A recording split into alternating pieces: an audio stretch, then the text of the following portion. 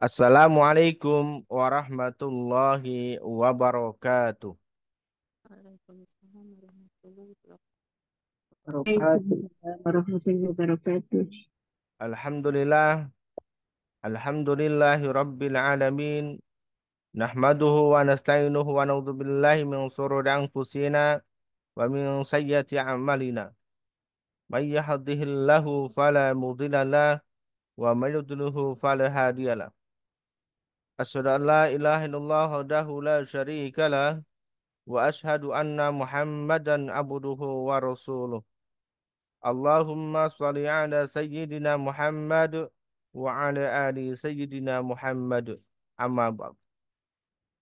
Alhamdulillah, kawan-kawan Bapak Ibu, ustadz-ustadzah yang dirahmati Allah Subhanahu wa taala, bersyukur kita panjatkan kepada Allah Subhanahu wa taala karena kita kembali dipertemukan oleh Allah Subhanahu wa taala dalam bulan yang mulia, yaitu adalah bulan Ramadan. Alhamdulillah, kembali kita bertemu dengan bulan Ramadan yang artinya Allah masih berikan kesempatan kepada kita semuanya untuk memperbaiki diri. Allah masih berikan kesempatan kepada kita untuk senantiasa menambah amal-amal kebaikan. Allah masih berikan kita kesempatan untuk senantiasa beristighfar dan juga mohon ampun kepada Allah Subhanahu wa taala. Untuk itu, senantiasa kita harus bersyukur pada Allah Subhanahu wa taala. Salawat dan salam tidak lupa kita aturkan pada qudwatuna Nabi kita Muhammad sallallahu alaihi wasallam, keluarga beliau, para sahabat dan juga orang-orang yang senantiasa istiqomah di jalannya. Insya Allah kita semuanya kelak akan dimasukkan dalam surganya Allah Subhanahu wa taala bersama dengan Rasul kita Muhammad sallallahu alaihi wasallam karena kita mendapatkan syafaat dari beliau. Amin ya rabbal alamin. Bapak Ibu, kawan-kawan, ustadz-ustadzah yang berbahagia, malam hari ini tema kita masih berkaitan dengan bulan Ramadan dan juga tujuan dari kehidupan kita semuanya, yaitu adalah bahagia di dunia dan bahagia di akhirat. Dan bahagia kita di akhirat yaitu adalah tatkala kita kelak bertemu dengan Allah Subhanahu wa taala dan atas ridhonya Allah kita dimasukkan dalam jannahnya Allah Subhanahu wa taala. Salah satu manfaat atau kebaikan dari bulan Ramadan yaitu adalah bahwa kelak kita akan bertemu dengan Allah Subhanahu wa taala dan itu adalah kenikmatan yang luar biasa. Sebagaimana seorang masyarakat atau kita yang mengidolakan seseorang yang kemudian kita diberikan kesempatan untuk bertemu dengan sang idola, tentunya kita akan bahagia, tentunya kita akan senang. Nah, itulah juga nanti janji Allah Subhanahu wa taala bagi orang-orang yang berpuasa diberikan kebahagiaan. Salah satunya adalah tatkala nanti bertemu dengan Allah Subhanahu wa taala. Yang itu nanti bisa menghapuskan segala resah, segala gundah dan bahkan perjuangan ketika meniti kehidupan di dunia ini itu akan hilang, tak terasa.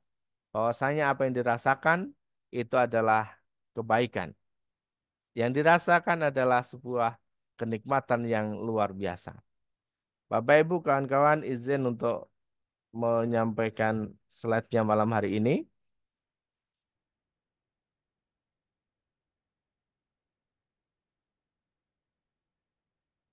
Ini adalah impian setiap orang.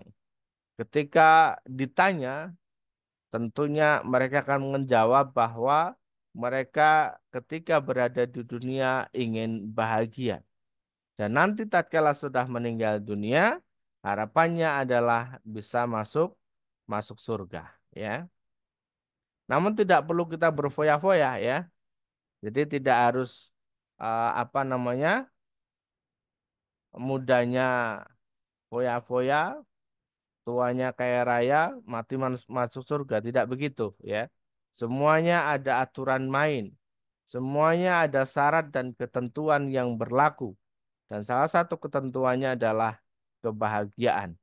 Ketika seseorang sudah bisa merasakan kebahagiaan di dunia, maka ada peluang besar untuk bisa merasakan kebahagiaan di akhirat. Dan salah satu kebahagiaan di akhirat yang tertinggi yaitu adalah atas ridhonya Allah bisa masuk dalam surganya Allah Subhanahu wa taala.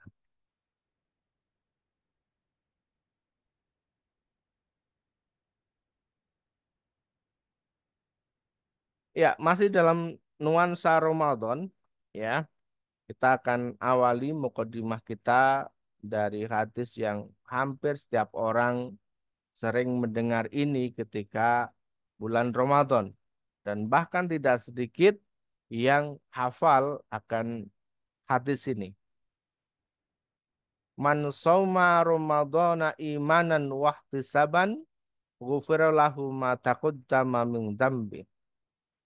Barang siapa laki-laki, perempuan, tua, muda, besar, kecil, apapun latar belakang pekerjaannya, petani, buruh, pedagang, pegawai, PNS, pengusaha atau apapun yang kemudian mengerjakan sauma Ramadan, yaitu adalah ibadah siam di bulan Ramadan, imanan wahtisaban, yaitu atas dasar iman, yakin bahwa kelak akan bertemu dengan Allah Subhanahu wa taala, bahwasanya ibadah puasa ini diperintahkan oleh Allah dan Allah lah yang akan menilainya secara langsung dan kelak akan diberikan balasan atas ibadahnya itu.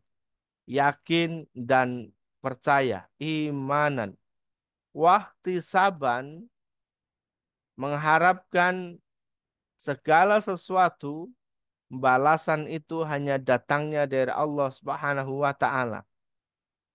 Wahtisaban bersabar menjalani setiap episode puasa Ramadan. Wahtisaban dengan bergembira, dengan berbahagia ketika masuk di bulan Ramadan dan menjalani ibadah Ramadan dengan sebaik-baiknya, semaksimal yang bisa dia kerjakan. Ghufira lahu, maka Allah akan memberikan ampunan kepadanya. Kepada siapa? Kepada orang-orang yang mengerjakan puasa Ramadan tadi. Ma taqaddama min dzambi, yaitu dosa-dosa yang pernah dikerjakan di masa yang lalu. Sehingga kawan-kawan Bapak Ibu yang dirahmati Allah Subhanahu wa taala, tentunya ketika sudah masuk di bulan Ramadan, kita ngejalanin ibadah ini dengan sebaik-baiknya, kita ngejalanin dengan rasa iman dan yakin kepada Allah Subhanahu wa taala, lalu kemudian hanya mengharapkan balasan dari Allah, maka Allah akan berikan balasan yaitu dengan dihapusnya dosa-dosa kita di masa yang sudah lalu. Sehingga ini adalah salah satu jalan bagaimana kita bisa merasakan kebahagiaan tatkala kita masih berada di dunia ini. Sehingga ketika kita menjalani ibadah Ramadan dengan rasa bahagia dan rasa sukacita, maka ketika masih berada di dunia, Allah hapuskan penghalang-penghalang rezeki kita. Allah bersihkan penghalang-penghalang rezeki kita yang membuat rezeki kita jadi sempit, yang membuat rezeki kita jadi seret, yang membuat kita merasa berat ketika menghadapi segala persoalan dan ujian dari Allah Subhanahu wa taala, yaitu adalah dosa tadi. Maka lewat Ramadan ini Allah ampuni dosa-dosa yang pernah kita kerjakan. Maka tentu ketika Allah berikan jaminan seperti ini, Allah berikan kabar gembira seperti ini, maka tentulah kita menjalani kehidupan ini dengan rasa bahagia tanpa beban. Apakah ada yang ketika masuk bulan Ramadan itu ada beban? Iya, ada. Jadi masuk bulan Ramadan itu bukannya senang, bukannya bahagia, tetapi merasa bahwa itu adalah sebuah beban kehidupan.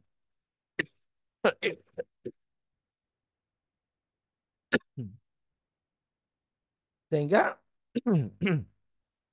sehingga merasa bahwasanya menjalani ibadah Ramadan itu dengan berat. Dengan berat, dengan bersusah payah.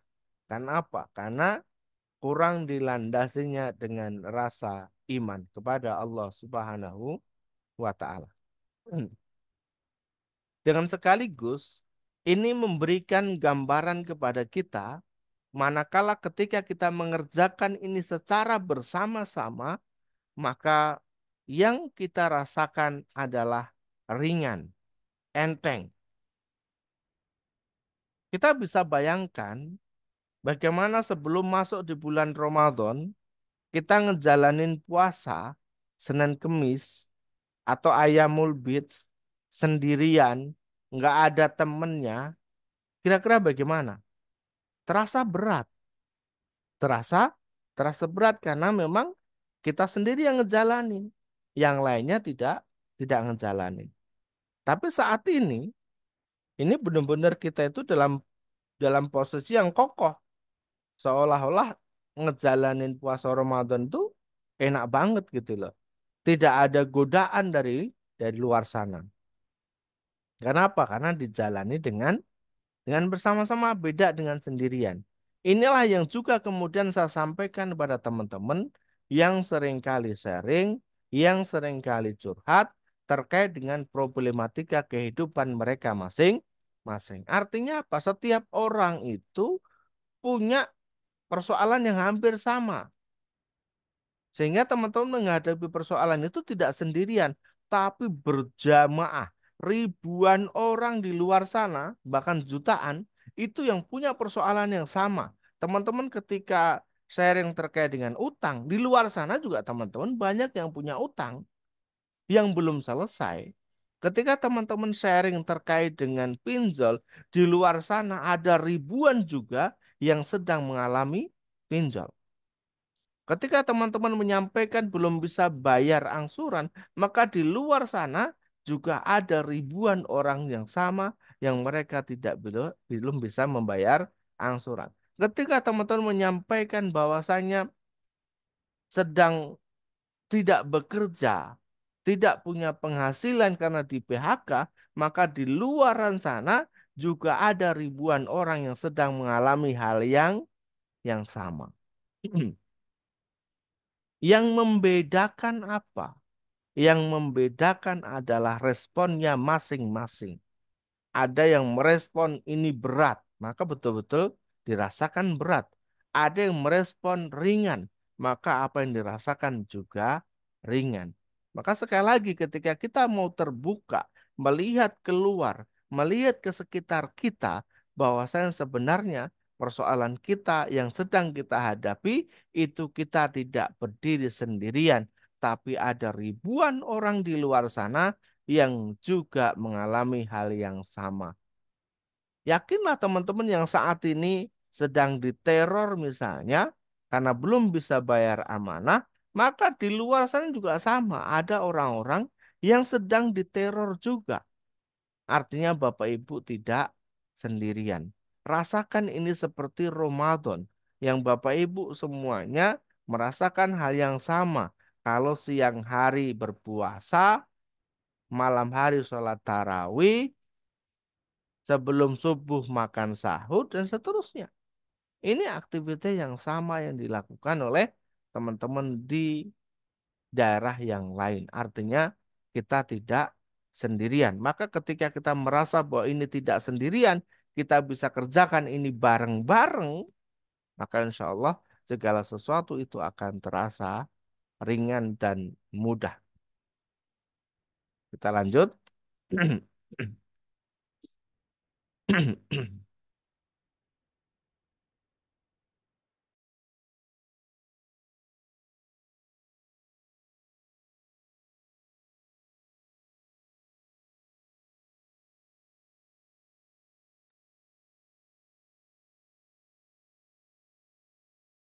Ya. Dalam sebuah hadis ada 4 aktivitas yang mudah kita kerjakan tanpa ribet. Inilah nanti amalan yang ngebuat kita bahagia di dunia dan bisa masuk surganya Allah Subhanahu wa taala. Ya, disebutkan dalam hadis ini, ya ayyuhan nas, wahai manusia. Ini secara umum, secara global, sehingga tidak hanya menunjuk saja kepada orang-orang yang beriman. Maka kalau orang-orang secara umum saja diberikan tips, diberikan jalan seperti ini, diberikan amalan seperti ini, maka ini tentunya juga lebih berlaku kepada orang-orang yang beriman, orang-orang yang meyakini bahwa kelak akan bertemu dengan Allah Subhanahu wa taala. Ya ayuhan nas, wahai manusia, afsus salam. Yaitu adalah tebarkanlah salam. Kepada siapa? Ya kepada sesama muslim manakala bertemu. Dan kepada non-muslim juga. Tentunya dengan salam yang berbeda. Tetapi ini kemudian menjadi pembelajaran bahwa saya tidak hanya sekedar ucapan salamnya saja, tetapi di sini ada menyambung tali silaturahmi, di sini ada menebarkan senyum, di sini ada berbagi kebahagiaan kepada orang-orang yang ditemui. Kemudian yang kedua, wa'at imut to'am, yaitu adalah yang memberikan makan. Yang ketiga, wasilul arham, yaitu adalah yang menyambung tali silaturahmi. Dan kemudian wasallu bilail, mengerjakan sholat malam. Wan nasu niyam, yaitu dikala manusia yang lain, dikala tetangga kita, mereka sedang terlelap tidur. Tadkhulul jannata bisalam, yaitu adalah niscaya nanti kalian semua akan masuk ke dalam surga dengan selamat. Oke, kita coba kupas satu persatu Bapak Ibu kawan-kawan yang dirahmati Allah Subhanahu wa taala.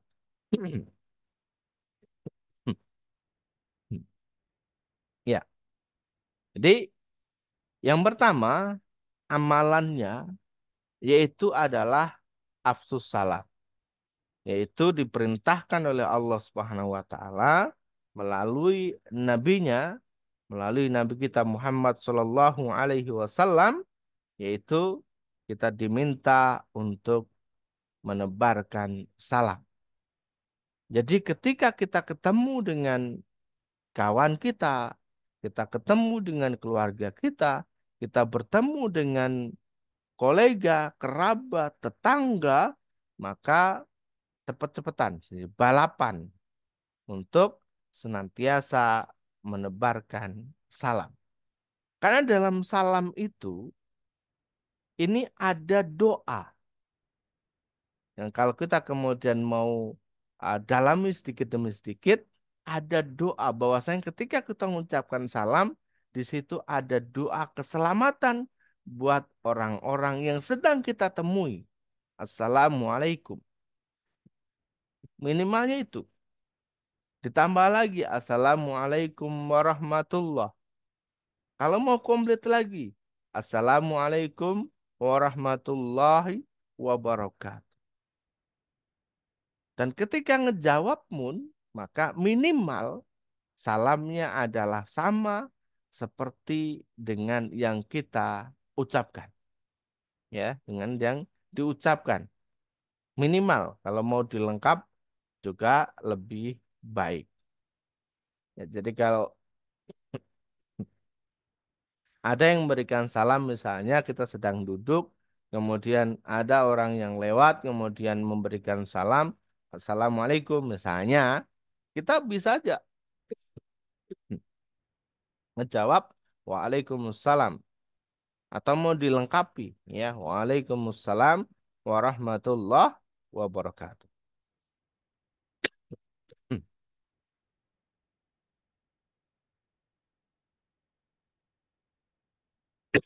mohon maaf ya.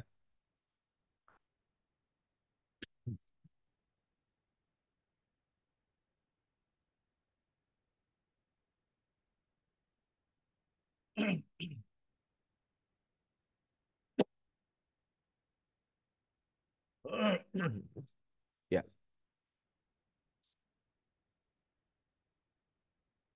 Nah, bahkan ketika bertemu dan juga ketika mau berpisah pun ini juga saling mengucapkan salam.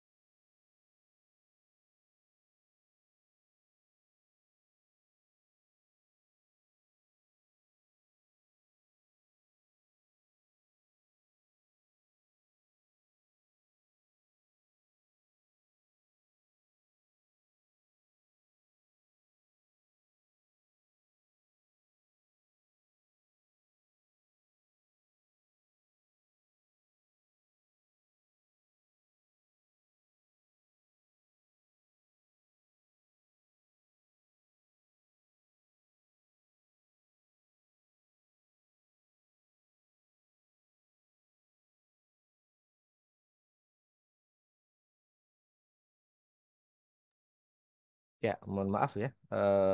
Saya lanjutkan kembali. Ya, jadi ketika seseorang bertemu dan juga kemudian mereka berpisah pun, maka kemudian mereka mengucapkan salam. Ya, karena sekali lagi di dalam salam itu ada doa. Bahkan ada yang mengatakan bahwasanya mencuri itu adalah perbuatan yang dilarang. Tetapi mencuri salam itu diperbolehkan. Maksudnya apa? Maksudnya ada seseorang yang mendengar orang lain mengucapkan salam kepada si fulan. Nah, kita mendengar nih. Kita mendengar. Maka kita ikut ngejawab salamnya itu juga diperbolehkan. Ini namanya mencuri salam ya. Jadi tidak untuk diri kita. Sudah, Ustaz?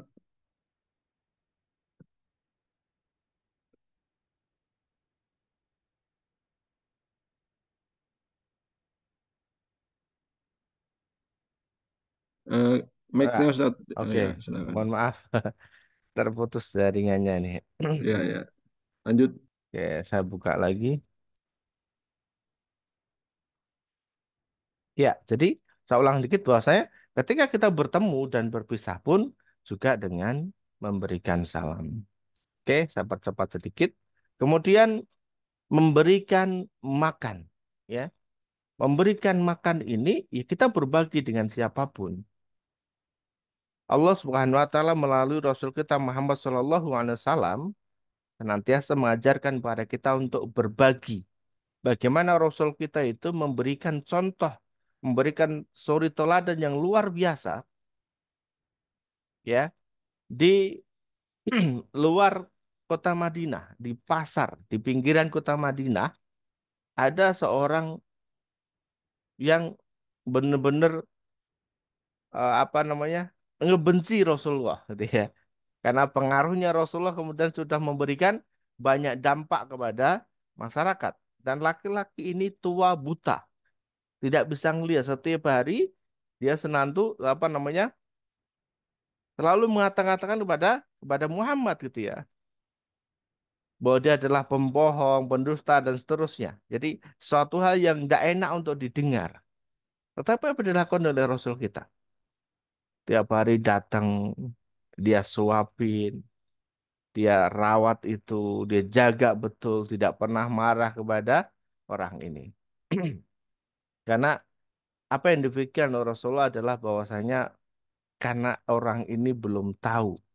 Dan suatu saat ketika dia sudah tahu, maka akan menjadi baik. Nah, di sini mengajarkan pada kita bahwasanya untuk senantiasa kita juga berbagi kepada siapapun. Nah, sekali lagi, di masuk bulan Ramadan ini betul-betul Allah jadikan Ramadan ini sebagai wasilah diri kita untuk benar-benar ngejalanin apa yang diprogreskan ini. Ngejalanin amalan-amalan yang nanti akan mengantarkan kita kebahagiaan di dunia, bahkan sampai nanti kita masuk dalam surganya Allah Subhanahu wa taala. Oke, saya ulang sedikit. Misalnya terkait dengan eh, mengucapkan salam. Ketika seseorang seringkali mengucapkan salam kepada orang lain, saling ngedoakan pada orang lain, maka apa yang terjadi? Temannya akan banyak. Orang-orang di sekitarnya akan merasakan kehadirannya. Orang-orang yang dia temui akan merasa bahagia dan itu juga akan kembali memberikan energi kebahagiaan kepada orang yang menebarkan salam tadi. Nah, Ramadan mengajarkan kepada kita seringkali untuk kemudian kita bertemu dengan orang lain, bertemu dengan banyak orang, dan disitulah kemudian kita akan saling mengucapkan salam. Barangkali ketika sebelum Ramadan kita ketemu dengan si A, ketemu dengan si B, seseorang yang mungkin ada dendam kusumat gitu ya, seseorang yang tidak pernah bertegur sapa, tapi begitu masuk Ramadan, ini akan jadi eh, jarak ini jadi hilang. Orang bertemu akhirnya jadi mau ngucap salam, jadi kemudian apa namanya tidak sekedar ngucap tapi juga tangannya berjabat tangan dan seterusnya. Berpisah pun juga jadi mengucapkan salam juga. Jadi luar biasa di bulan Ramadan, ya. Entah nanti begitu keluar Ramadan tidak tegur sapa lagi itu udah beda. Tetapi sekali lagi bahwasanya di bulan Ramadan ini adalah sebuah wasilah yang luar biasa. Kita diajarkan oleh Allah Subhanahu wa taala untuk senantiasa menebarkan salam. Orang-orang yang awalnya punya jarak akhirnya masuk bulan Ramadan mereka menjadi dekat. Bahkan ketika sholat pun dalam satu barisan shaf dalam satu tempat untuk sholat yang sama ya. Kemudian yang kedua memberikan makan dan ini di bulan Ramadan betul-betul banyak orang-orang bersuka cita, bergembira untuk saling berbagi kepada orang lain, memberikan takjil kepada tetangganya, memberikan takjil di masjid, di musola, memberikan takjil di berbagai tempat di pinggir jalan pun banyak orang yang kemudian melakukan ini. Kenapa? Karena ingin mengharapkan balasan dari Allah wa taala. Yang ketiga, ya, yaitu adalah wasilul arham, menyambung tali silaturahmi, menyambung tali persaudaraan. Yang tentunya ketika kita mau bersama-sama lebih jauh lagi, teman-teman, bahwasanya inilah yang nantinya akan membuat diri kita menjadi bahagia. Kita bisa bayangkan kalau kita punya program sendirian, kita di rumah sendirian, aktivitas sendirian, nggak ada temennya, tetangga dengan tetangga kita kurang baik, maka apa yang terjadi ya kita rasakan. Yang kita rasakan adalah tentunya kita merasa beban di dalam kehidupan kita akan berat ngejalanin ini semua ya. Maka di bulan Ramadan yang tadi yang tidak pernah ketemu akhirnya jadi ketemu di masjid, ketemu di musola, dan besok sampai nanti Idul Fitri kita akan ketemu di lapangan, ketemu di sholat Id, jabat tangan dan seterusnya. Sehingga saudara-saudara yang tidak pernah ketemu, jarang ketemu nanti di bulan Ramadan akan ketemu atau di bulan Syawal akan ketemu.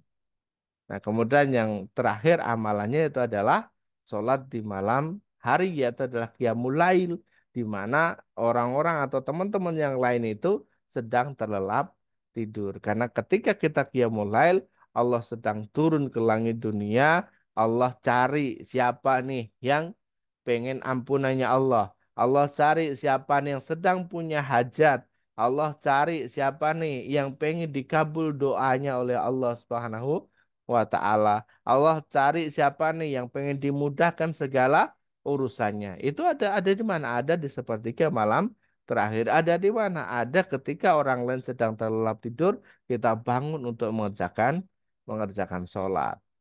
Dan itu nanti ketika para ahli tahajud itu atau para ahli qiyamul lail itu ketika siang hari mereka menjalani kehidupan itu dengan semangat, dengan penuh kebahagiaan. Beda dengan orang-orang yang ketika malamnya hanya dipakai buat tidur terus sampai pagi hari. Nah, alhamdulillah di bulan Ramadan kita juga diajarkan itu ya. Untuk apa? Untuk belajar qiyamul lail meskipun bareng-bareng ya, yaitu mulai dari tarawih. Tetapi tidak sedikit juga dari kita yang meskipun malamnya habis isak sudah tarawih, sudah witir, dan di sepertiga malam terakhir sebelum mereka sahur, mereka juga masih menambah sholat untuk tahajud, untuk apa namanya, sholat-sholat sunnah yang lainnya. Sehingga ini adalah bagian dari pembelajaran yang luar biasa, dan Ramadan ini adalah momentum bagaimana diri kita untuk berubah menjadi lebih baik lagi. Insya Allah kita di dunia ini akan bahagia, dan kelak ketika kita sudah meninggal dunia akan masuk dalam surganya Allah Subhanahu wa ta'ala. Yaitu tadi satu dengan sebarkan salam, yang kedua dengan memberikan makan, yang ketiga dengan menyambung tali silaturahmi, yang keempat dengan sholat malam. Ini keempat amalan ini ada di bulan Ramadan dengan sangat mudah kita kerjakan di bulan Ramadan. Insya Allah nanti di bulan-bulan yang lain kita juga akan diberikan kemudahan untuk bisa menjalankan empat amalan ini. Ya, yang terakhir perlu kami sampaikan bahwasanya ini juga tanpa ribet Allah sampaikan man amana billahi wa bi rasulihi wa aqama sholata wa shoma ramadan kana haqqan 'alallahi ayudkhilahul jannah. Barang siapa yang beriman kepada Allah dan juga Rasulnya, dan kemudian mereka mendirikan sholat dan puasa Ramadan ya, qiyam di bulan Ramadan dan juga saum di bulan Ramadan, maka wajib bagi Allah masukkan ke dalam surganya Allah Subhanahu wa taala. Dan amalan-amalan ini sekali lagi ada di bulan Ramadan. Sehingga Bapak Ibu, kawan-kawan Ustadz Ustadzah, mari kita saling mengingatkan, saling memperkuat ibadah kita, saling mendoakan antara satu dengan yang lainnya agar kita senantiasa diberikan kesehatan oleh Allah, diberikan keistiqomahan oleh Allah Subhanahu wa taala, dan betul-betul bisa menjalani Ramadan dengan sebaik-baiknya. Assalamualaikum warahmatullahi wabarakatuh. Waalaikumsalam warahmatullahi wabarakatuh. Waalaikumsalam warahmatullahi wabarakatuh. Waalaikumsalam warahmatullahi wabarakatuh. Jazakallah khairan katsir kepada Ustaz Udin yang telah Waalaikumsalam menyampaikan warahmatullahi materi luar wabarakatuh. biasa, mengingatkan kita hakikat pemuliaan bulan Ramadan ya Bapak Ibu semuanya. Insyaallah semakin banyak amalan yang kita jalankan di bulan Ramadan, tentunya ini akan menjadi saving pahala yang berlipat ganda ya. Terus kita tumpuk pahala-pahala kebaikan kita ini dengan kita memperbanyak amalan-amalan kebaikan di bulan Ramadan. Baik, Bapak Ibu yang dirahmati Allah Subhanahu wa taala, saudara-saudara semuanya, kita memberikan kesempatan bagi Bapak Ibu yang ingin sharing ya, diskusi. Insya Allah masih ada waktu kurang lebih sekitar 14 menit ya. Nah, sampai nanti jam 22.00, jam 10 waktu Indonesia bagian Barat. Silakan bagi Bapak Ibu yang ingin sharing terkait dengan materi malam hari ini ataupun hal yang lainnya, insya Allah nanti akan kita bersama-sama memperjelas sharing tersebut. Silakan.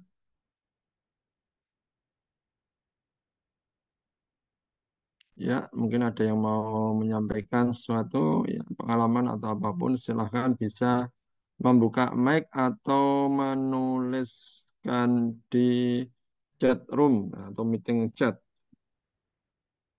Ada dari Bapak siapa yang ingin langsung sharing? Ini kami bacakan yang lewat chat dulu ya. Alhamdulillah sudah ada yang masuk. Dari Ibu Ita Anggreni Agustin. Ustadz mau tanya, kalau kita sapa teman-teman via WA, apakah termasuk menjalin tali silaturahmi? Silakan Ustadz. Ya, terima kasih Ibu ya. Untuk di era sekarang ini dengan fasilitas handphone yang sedang kita miliki itu juga merupakan bagian dari kita menyambung tali silaturahmi lewat WA, lewat video call, lewat telepon, lewat SMS, termasuk juga malam hari ini lewat Zoom seperti ini juga bagian dari kita silaturahmi. Meskipun tidak secara langsung kita berada di satu tempat dan satu ruangan yang sama, tetapi insya Allah kita sedang berada di waktu yang sama meskipun tempatnya berbeda-beda. Insya Allah demikian. Tetapi untuk silaturahmi yang ketika ketemu itu punya nilai lebihnya, yaitu apa? Ketika ketemu, saling ucapkan salam, kemudian bersalaman. Nah, beda. Kalau lewat WA kan tidak bisa bersalaman, lewat video call tidak bisa bersalaman, ya. Atau lewat SMS juga tidak bisa bersalaman. Tapi ketika ketemu, jadi ada esensi silaturahmi yang tidak bisa digantikan melalui fasilitas WA ataupun yang lainnya, yaitu adalah ketemu langsung bisa salaman, berjabat tangan, nanti berpisah pun juga apa namanya berjabat tangan juga, mengucapkan salam juga. Kenapa? Karena ketika seseorang bertemu, mengucapkan salam bertemu, kemudian bersalaman, maka dosanya berguguran sampai mereka berdua berpisah kembali. Ya, kalau pertanyaannya apakah kemudian bagian dari nyambung silaturahmi? Ya, itu bagian. Tetapi memang ada satu esensi yang tidak bisa tergantikan ketika memang bertemu secara langsung. Insya Allah demikian. Baik, terima kasih Ustadz. Bisa, semoga bisa dipahami Bu Ita Anggreni ya. Insya Allah memang teknologi seakan-akan di sisi lain mempermudah ya aktivitas kegiatan kita. Memang di sisi lain bisa jadi mengurangi ya salah satunya adalah silaturahim secara langsung ya. Semoga kita tetap bisa manfaatkan teknologi ya dan tetap juga masih bisa membangun silaturahmi secara langsung dengan rekan saudara kita, bahkan keluarga kita ya. Bahkan ada cerita ya satu keluarga saja nyambungnya komunikasinya malah lewat WA padahal di satu rumah kan gitu ya. Nah, ini hebatnya teknologi. Insya Allah kita jaga ya tetap komunikasi secara langsung ya baik orang tua ke anak atau sama pasangan ya, tetap dijaga dan termasuk dengan keluarga ataupun tetangga dan lainnya. Baik, Bapak sekalian, silakan bisa dilanjut untuk sharingnya, diskusinya. Ada yang mau menyampaikan, kami persilahkan, silahkan. Ada yang mau sharing? Monggo. Ya, ini yang dibuka mic-nya bisa. Pak Jarwan, ada yang mau sampaikan? Suaranya belum masuk, Bapak. Oh, ini Izin dari Pak Darwan dulu. Siapa? Monggo, silahkan. Ini ada dua yang mau menyampaikan. Mic-nya Pak Darman belum masuk itu suaranya. Mohon maaf.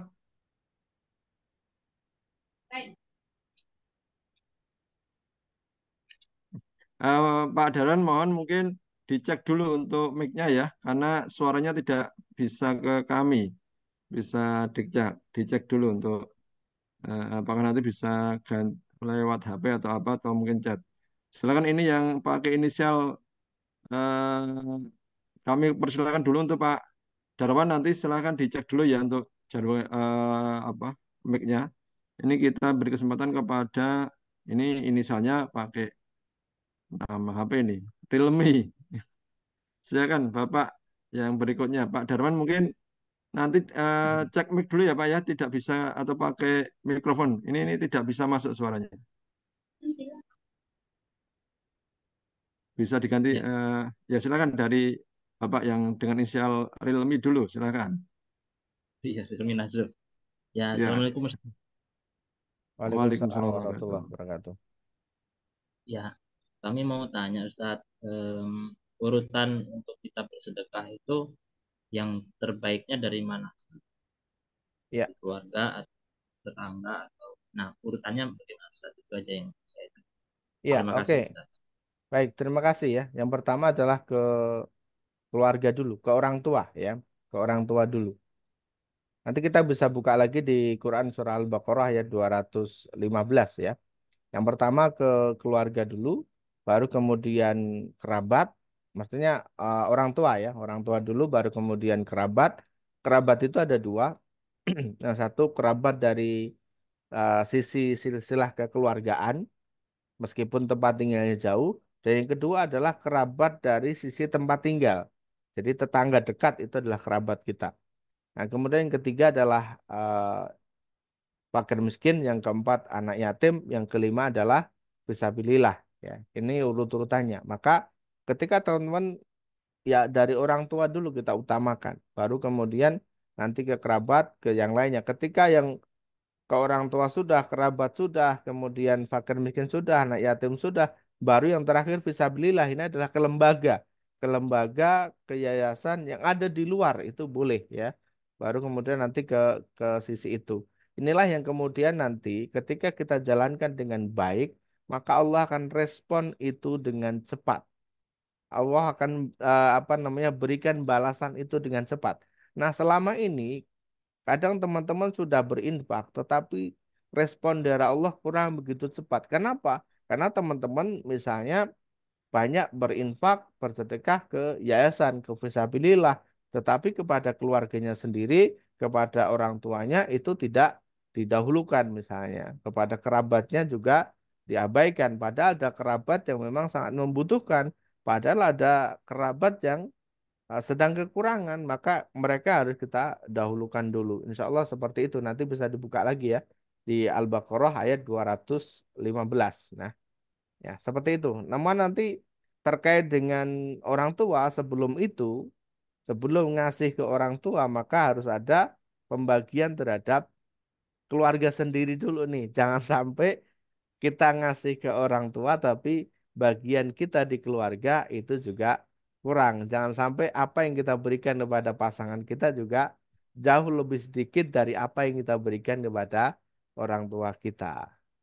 Insya Allah seperti itu. Dan bahkan seringkali kalau ada pertanyaan, eh, mana yang harus kita dahulukan antara istri dan orang tua?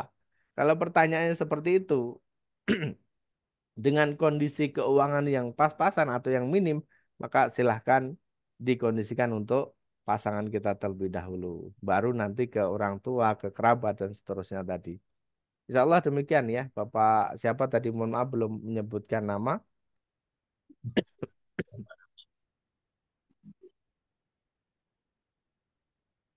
Ya, seperti itu Bapak. Ya, terima kasih Ustaz. Ya, dengan Bapak Oke. siapa dari mana ini?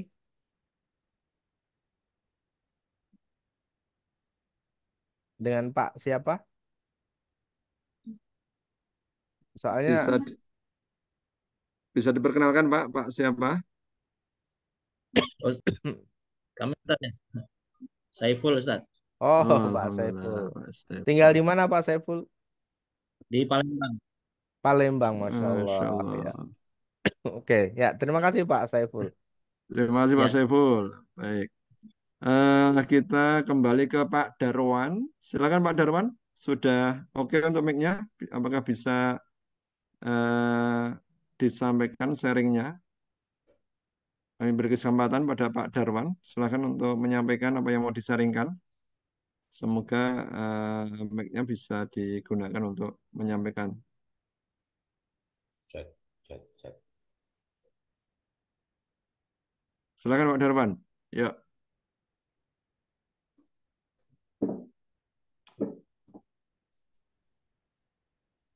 Insya Allah sudah bisa kita dengar Pak. Silakan.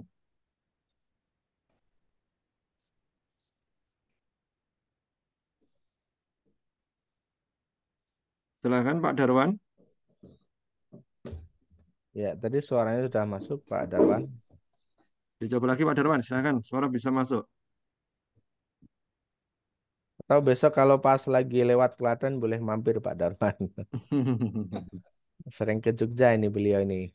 Ya. Masya Allah. Halo, Oh ya, Ya, silakan Bapak. silakan. masuk. Masuk, Bisa masuk. masuk. Bisa, Masuk, bisa. Ustaz.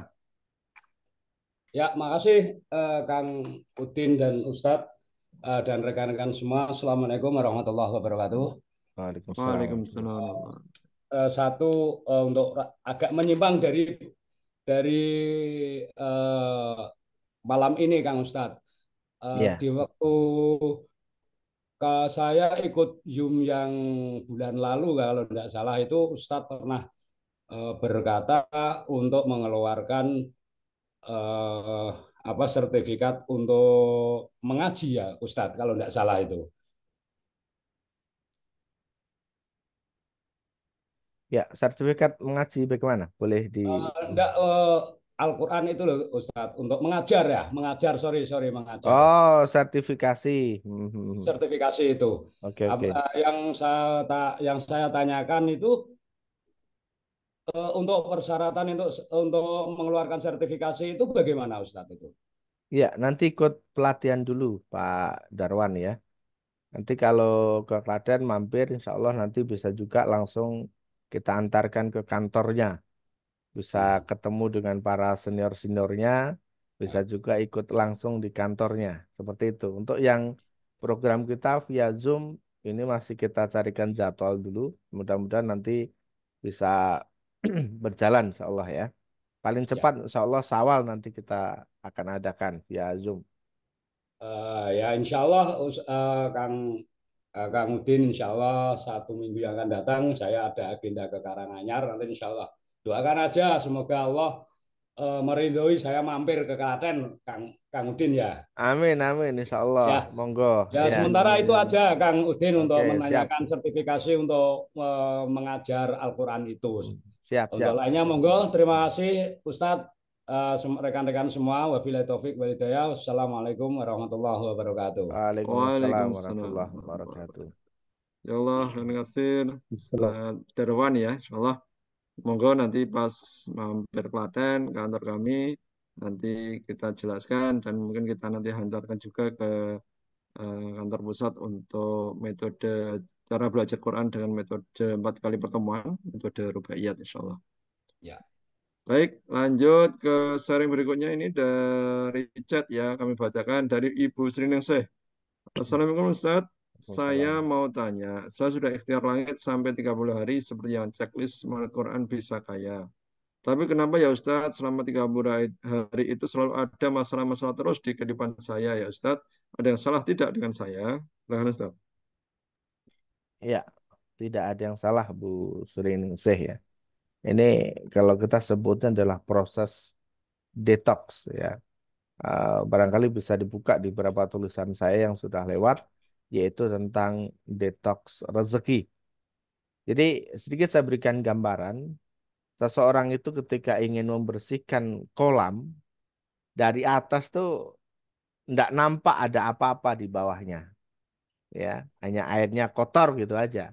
Kita bersihin, kita sedot itu air ya, kita ambilin. Nah, begitu mau nyampe di dasar kolam, baru tuh nanti muncul tuh penyakit, baru tuh muncul tuh persoalan. Ada binatang yang apa namanya kita arepin, kemudian muncul batu, kerikil, daun-daun kotor, termasuk lumut dan sebagainya itu ada di dasar tuh ya. Dan itu memang harus kita bersihin dulu semuanya. Kita bersihin, baru kemudian diisi air lagi untuk proses kolam berikutnya kan begitu. Nah, dalam diri kita juga sama dalam ngejalanin ikhtiar ini, baik ikhtiar bumi ataupun ikhtiar langit, ya kan ada selalu apa namanya ujian-ujian dari satu, dua dan seterusnya. Yang terpenting adalah bukan kemudian kita bertanya kenapa, why, kenapa bahkan sampai dengan detik ini Allah masih saja kasih kita banyak ujian. Mengapa sampai dengan detik ini Allah belum jawab satupun doa saya misalnya. Itu nggak boleh. Karena apa? Karena sebenarnya doa kita udah dijawab oleh Allah. Sebenarnya Allah sudah apa namanya memberikan ujian itu adalah bagian dari skenario Allah untuk membuat kita jauh lebih baik lagi di kemudian hari. Insya Allah demikian. Alhamdulillah. Baik, semoga bisa dipahami Bu Sriningsih ya. Ini bagian dari proses. Jadi 30 hari yang terdapat dalam list itu adalah salah satu sarana ya, sarana untuk memudahkan proses ikhtiar langit yang kami sampaikan dalam buku Al-Quran. Dan itu maksudnya adalah tidak hanya sekedar 30 hari awal ya. Terus itu sebagai sarana tahapan awal yang harapannya terus dijalankan terus-menerus agar nantinya apa yang diharapkan atas doa-doa kita, keinginan-keinginan kita terwujud. Jadi tidak berhenti 30 hari selesai, tidak, tapi bisa jadi nanti dalam hari-hari berikutnya ya Allah akan membuka tabir-tabir kemudahan yang akan disampaikan kepada kita. Yang penting istiqomah dan tetap bersabar atas apa yang terjadi dalam yang Allah hadirkan untuk diri kita. Seperti itu. Baik, kita lanjut dari Pak Muhammad Rahmat ini ya. Bagaimana untuk bisa istiqomah seperti bangun di sepertiga malam untuk sholat tahajud? Yang saya alami 1 sampai 3 hari bisa bangun. Keempatnya ketika bangun malah azan subuh. Silakan Ustaz. Ya, dipaksa. Jawabannya adalah dipaksa. Bagaimana saat kita ngejalanin hari pertama, hari kedua, hari ketiga, itu kan tentu ada dorongan, ada keterpaksaan bahwa saya harus berubah. Nah, kalau sudah paksaan ini hilang, ya tentu kita akan sesuka kita bangunnya. Nah, yang menarik adalah Ramadan ini kita diajarkan demikian untuk bangun di sepertiga malam terakhir. Dan ini kita bisa manfaatkan di waktu-waktu itu. Sebelum kita sahur, kita bisa kerjakan sholat tahajud. Kenapa sahur itu sebenarnya kalau kalau semua udah ready ya, itu paling 10 menit, 15 menit kita cukup kok untuk sahur gitu ya. Maka silahkan bisa dimanfaatkan waktu-waktu yang lain itu. Dan besok ketika Ramadan ini sudah selesai, kita udah masuk di bulan Syawal, di jam-jam yang sama itu kita akan tetap kebangun kok gitu ya. Kita kan tetap kebangun. Nah, insya Allah seperti itu ya. Cari apa motivasinya dan kemudian paksa diri kita untuk bisa bangun. Ramadan ini saya yakin awal-awal teman-teman bangun di sepertiga apa atau di waktu sahur itu juga awalnya agak berat ya. Masuk bangun tidur kita suruh makan gitu ya. Nah, tapi insya Allah lama-lama akan jadi sebuah kebiasaan. Insya Allah demikian. Terima kasih Ustaz. Lanjut berikutnya dari Pak Muhammad. Demikian Pak Muhammad, kemudian dari Gusti ini ya. Assalamualaikum Ustaz, bagaimana kalau kita lebih banyak berdiam diri, menjauh dari teman-teman kantor yang belum fokus akhirat, masih dunia yang masih hura-hura. Saya sekarang lebih banyak mengisi untuk akhirat dengan duha, lanjut membaca Al-Quran dengan sholawat. Setelah selesai pekerjaan, saya mengurus orang terlantar, ODGJ, dan lain-lain. Apakah termasuk saya sombong atau memutuskan silaturahmi? Tapi saya masih bertegur sapa dengan teman-teman kantor. Silakan Ustaz. Iya, melakukan ibadah itu diperbolehkan. Tetapi bukan berarti kemudian kita menjaga diri atau menjaga jarak dengan kawan-kawan kita yang lain yang orientasinya masih dunia. Jadi kita boleh saja ngebenci tindakan seseorang, tetapi kita tidak boleh ngebenci orangnya. Karena bisa jadi yang saat ini mereka belum berorientasi terhadap dunia, bisa jadi suatu saat nanti mereka punya orientasi yang luar biasa terhadap terhadap akhirat. Ya, yang mohon maaf saya ulang. Yang bisa jadi mereka orientasi masih dunia, tetapi suatu saat bisa jadi mereka punya orientasi terhadap akhirat itu jadi jauh luar biasa. Karena kita tidak tahu.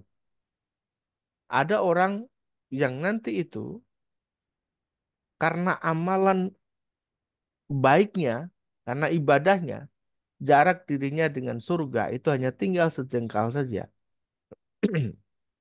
Tapi lantaran godaan kemudian tergoda oleh dunia, tergoda oleh hal yang lainnya, maka dia di akhir hayatnya melakukan kemaksiatan kepada Allah SWT, lalu kemudian karena perbuatan itulah tergelintir dia ke dalam nerakanya Allah.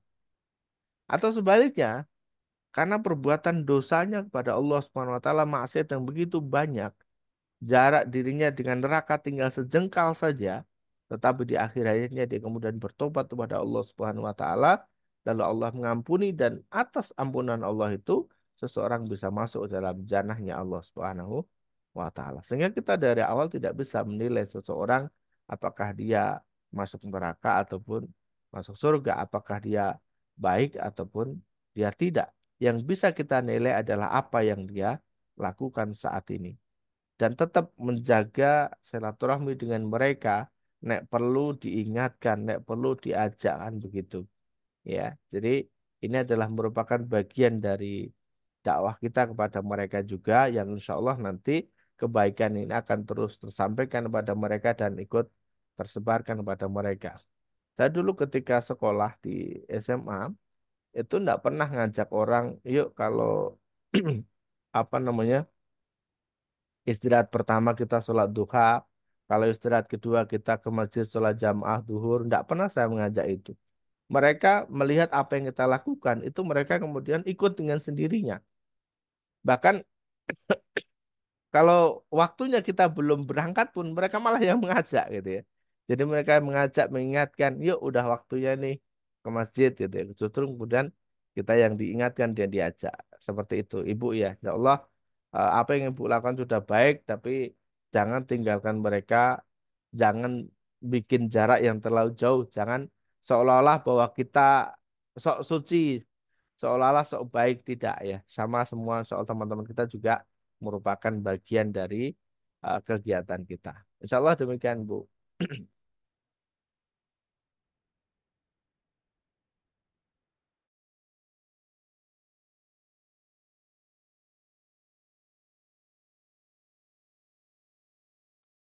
Dibuka mic-nya, Gus. Ya, terima kasih Ustadz untuk jawabannya. Mohon maaf untuk Bapak Ibu ya. Ini untuk chat kita maksimal kita selesaikan sampai Pak Heri ya, karena waktu juga sudah jam 22 lebih. Ya, ini masih ada tiga yang ingin sharing ya. Dari Bu Nur Fauziah. Ustadz izin bertanya, apakah boleh kita berdoa untuk dijauhkan dari seseorang yang menurut kita banyak mendatangkan mudaratnya daripada kebaikannya? Apakah itu termasuk memutus tali silaturahmi? Silakan Ustadz. Ya, redaksi kalimatnya yaitu adalah kalau dia baik untuk saya, maka dekatkanlah. Tapi kalau dia tidak baik untuk saya, maka jauhkanlah. Redaksinya begitu. Sehingga nanti terserah Allah mau jadikan dia baik kemudian kita jadi dekat, atau memang kita akan dijauhkan dengan caranya Allah Subhanahu wa taala. Namun dalam aktivitas keseharian tetap kita dalam porsi yang sama. Insya Allah seperti itu. Baik Ustaz, terima kasih. Lanjut dari Bu Sri Rosmawati ya. Pak Ustadz, saya mau tanya, apa boleh orang tua sedekah untuk anaknya yang membutuhkannya, butuh bantuan anak kita? Boleh Silakan saja, Ustadz. ya, boleh saja. Sedekah itu tanpa batas kepada siapa saja. Kepada anak boleh, anak kepada orang tua juga termasuk bagian dari sedekah.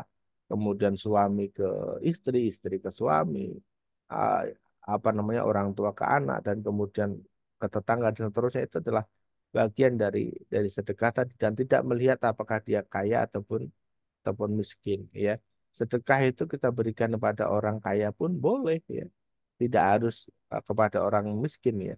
Kalau kemudian kita ingin menyadarkan orang kaya itu agar mereka mau berbagi, gitu ya, ya kita kasih aja sedekahnya waktu itu. Insya Allah, lanjut guys. Baik, lanjut dari Pak Eri. Pak Ustadz, adakah amalan atau doa yang bagus diamalkan agar kita terhindar dari fitnah, ancaman, dan tuduhan yang tidak kita lakukan? Terima kasih. Iya, doa itu adalah bagian dari permintaan kita kepada Allah Subhanahu wa taala. Soal redaksi itu semua kembali kepada diri kita masing-masing. Maka saya lebih cocok teman-teman semuanya dengan redaksi masing-masing. Ketimbang teman-teman berdoa, tapi teman-teman nggak ngerti itu artinya apa. Kalau ngerti jauh lebih baik, gitu. Tapi kalau nggak ngerti, ya nggak apa-apa. Dengan redaksi kita, dengan bahasa kita sendiri, bahasa Indonesia, itu diperbolehkan. Allah Maha tahu. Tidak, doa yang diijabah itu tidak mesti doa bahasa Arab, gitu ya. Jadi jangan sampai kemudian kita salah persepsi bahwa doa yang baik itu doa yang bahasa Arab, tidak mesti. Ya, doa itu dengan bahasa apapun, insya Allah apa namanya, Allah paham dan mengerti. Maka kalau ada yang kemudian doa butuh sesuatu terhadap diri kita masing-masing, justru saya menyarankan teman-teman dengan bahasa teman-teman sendiri. Itu jauh dari hati. Jadi kayak ngobrol dengan Allah Subhanahu wa taala. Insyaallah demikian. Ya, baik Ustaz. Terakhir ya, ini nanya terakhir dari Bu Yuni Astuti ya. Assalamualaikum Pak Ustadz, apabila Salam. saya kesiangan bangun pada saat bulan Ramadan, mana yang saya dahulukan antara menyiapkan makanan untuk sahur atau melaksanakan sholat tahajud? Terima kasih Ustaz. Sahur. Iya, karena Qiyamul Lail kan sudah kita kerjakan di apa namanya, di tarawihnya. Sehingga kalau malam itu ya sudah, tinggal yang terpenting adalah di sahurnya. Ya, itu jauh lebih lebih penting ketimbang Bapak Ibu sholat tetapi tidak bisa sahur. Apalagi Bapak Ibu sholat, keluarganya malah nggak bisa sahur, ya. Itu jangan sampai seperti itu. Ya, insya Allah demikian, Bu. Baik, terima kasih Ustadz. Demikian tadi untuk sharing, diskusi tanya jawab sudah kita selesaikan. Sekali lagi kami ucapkan terima kasih atas partisipasi Bapak Ibu saudara semuanya.